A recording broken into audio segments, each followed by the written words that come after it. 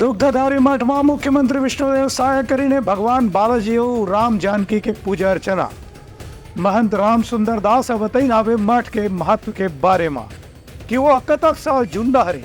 जैसे राम के अयोध्या मंदिर 500 साल से लड़ाई लड़ा थे, वैसे में 500 साल से पहले ये स्थापित है दुग्धधारी मठ।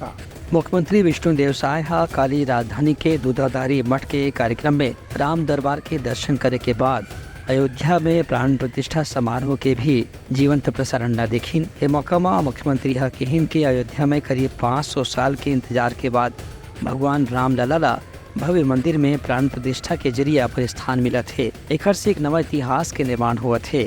संगे संग आज पूरा देश में माहौल राममय हो गए है। ये मौका में दुग्धधारी मठ के प्रमुख महंत राम सुंदर दास कहन कि दुग्धधारी मठ ला अयोध्या के ऐसा सजाए गए है ताकि लोगन मन ला यहाँ भगवान राम के ही झलक मिल सके। ये मौका में बताइन कि रामनवमी, कृष्ण जन्माष्टमी और दशहरा के मौका में यहाँ साल में 3 बार स्वामी बालाजी और राम जानकी के विशेष श्रृंगार के साथ में पूजा अर्चना करे जाते। एक कार्यक्रम में सांसद सुनील सोनी, रायपुर उत्तर क्षेत्र के विधायक पुरंदर मिश्रा और धरसीवा के विधायक अनुज शर्मा समेत जनप्रतिनिधि घलो मौजूद रहीन।